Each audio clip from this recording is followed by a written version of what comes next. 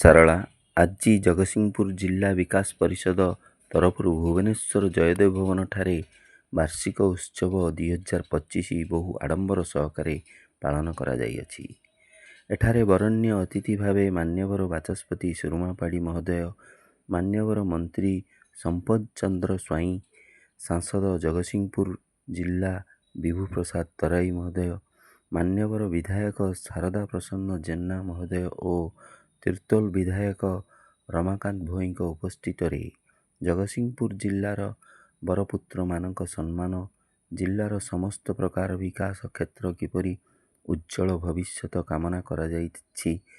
ସେ ବିଷୟରେ ପଦକ୍ଷେପ ନିଆଯିବା ବିଷୟରେ ଆଲୋଚନା କରାଯାଇଅଛି।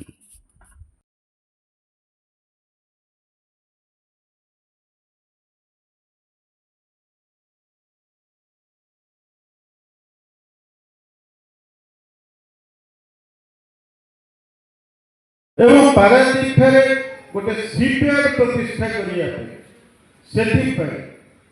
निष्पत्ति योजना प्रस्तुत करदी सागरमाला प्रोजेक्ट कार्य ओडिशा गठन करने जितेबले आम राज्य भाषा भित्तिक स्वतंत्र प्रदेश शतवार्षिक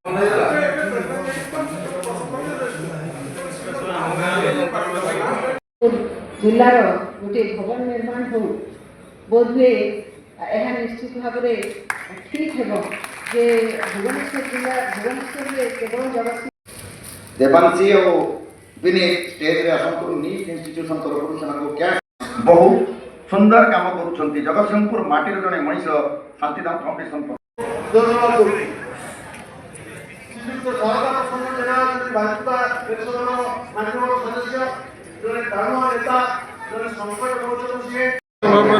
जगतसिंहपुर पार्टी जन्म होकर गर्व अनुभव करुच्ची विशेष भाव में जगतसिंहपुर जिला गोटे विकासशील जिला और जगतसिंहपुर जिले में कृषि शिल्प और पर्यटन संभावना जिला हूँ जगतसिंहपुर जिला तेणु सरकार जदि उक्त क्षेत्र प्रति दृष्टि आकर्षण करेंगे जगतसिंहपुर जिला विकास क्षेत्र आगे